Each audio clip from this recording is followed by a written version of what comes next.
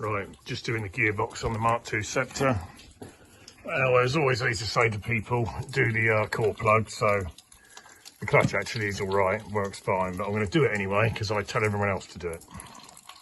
Right, this is even when you think, oh yeah, I've still got new bits, still been painted. Look at that, lovely. Right, so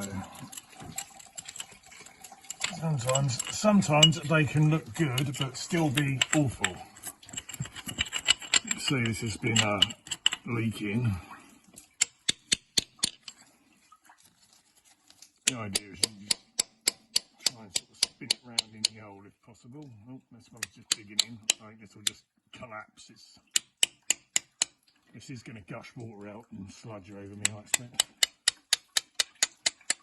You can see. Oh, look at that. It's like giving birth, isn't it? That's, yeah, look at that. Look at that. Cool. Look, film that, Chad. Look. That's after I've dug it out. That's how much stuff is in there. So, you can see, we just spoon it out. This is what I mean. You can't flush it out with a hose doing the ones on the side. You have to get this off and you have to dig it all out. So I need to take the one off the side as well and the drain tap, I think. I'll do that while we're at it. Switch it off, yeah. Right, now see you've got to do the drain tap. If you can see on there, see that little drip that's just on there? It's leaking out of that. So yeah, we'll have to get it all off. Right, just got to take that little tap off, which undoes off the front. And taking those bottom core plugs out, I'm just taking the manifold off and I'll see if I can get to the one at the front. That's not really crucial. The main thing is these three and the one at the back. And taking, because that tap is the lowest point. That's the crucial ones. Right, been a while since I've even seen one that's got all that goo on the ceiling, look. Oh, look at that, nice. Give me loads in here. Basically, so you get your tools in, dig out as much as you can, keep flushing it through, and dig it out on the side. Yeah, you can see the level in there, and you can see the difference between the bores. You see the other side of the block in the middle. Taken that out, it's draining there, so it is as usual. This is why all the cylinder heads have heavy pitting in number 4, because it clogs around the back of number 4 and people think, oh, it drains out the drain tap, block must be clear, but it isn't. It's all bad news. You've got to do this and get it all out. Right, this is the bucket I was collecting underneath.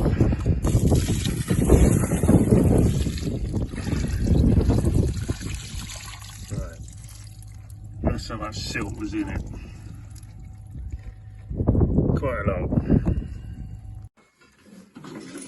Right, it's all been washed out. This particular one has actually that lump in the casting at the back, which didn't help.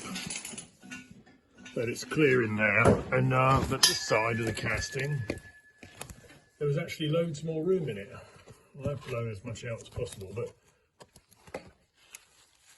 on the side of it there, you can actually put your finger like right in and down. It's to about there. It's quite deep, that side. So, right. Someone on one of the Facebook groups is on about that one. You can get it out at the same time. This is harder. You have to sort of get the thing in there and twist him out. But while the gearbox is out of the way. Okay, core plugs in the back. Right, just do the spigot bearing. Yeah, right. Just putting a bit of paper in it as well. See some of it's farting down the edge where this one's quite warm.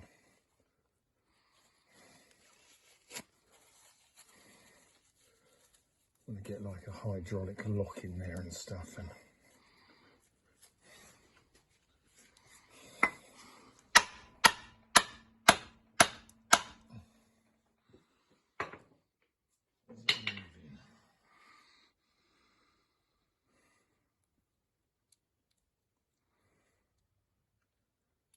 I think it might be getting closer, but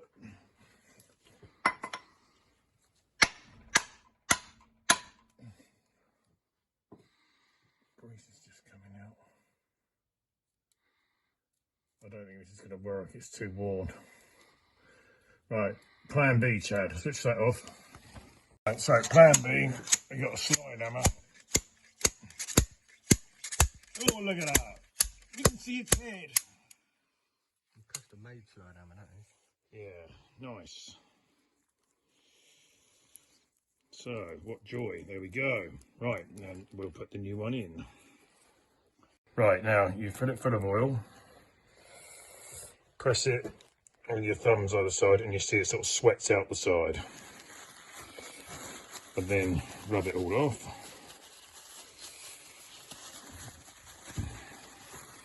Basically a bronze spigot bush, so it's like self-lubricating. Oh yeah.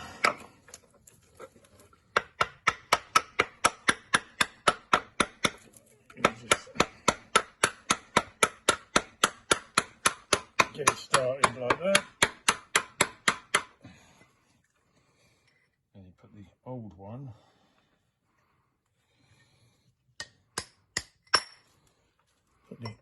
bush on there.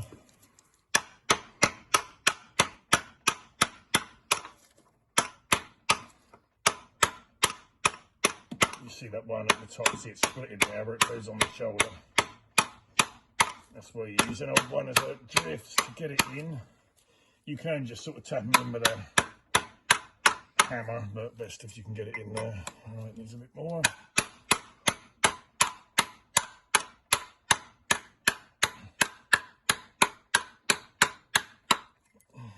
No, a bit more.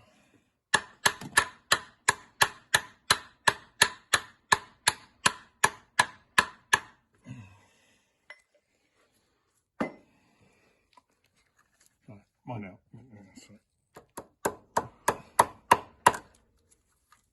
Oh, anyway. Right. That'll do. Right. Now, the clutch was a little scored on that side, even though it doesn't actually look like it's done that much work. And that's got the modern lining on, but I'm going to put a new kit in it anyway.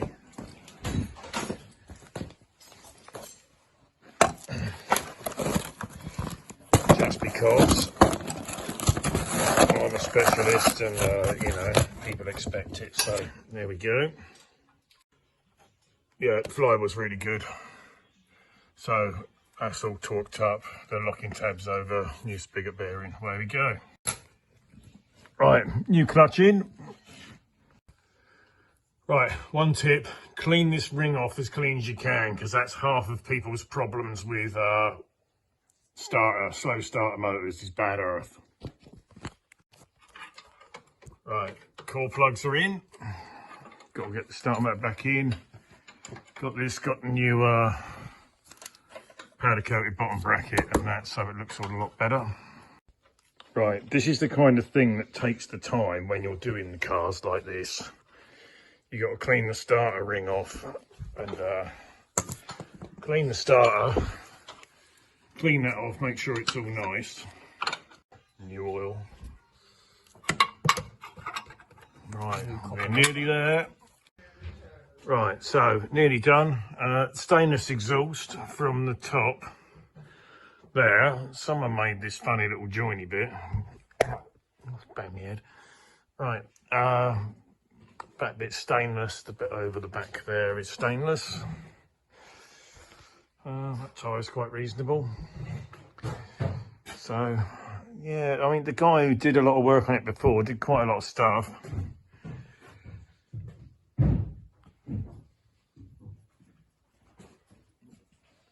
But it's MOT'd.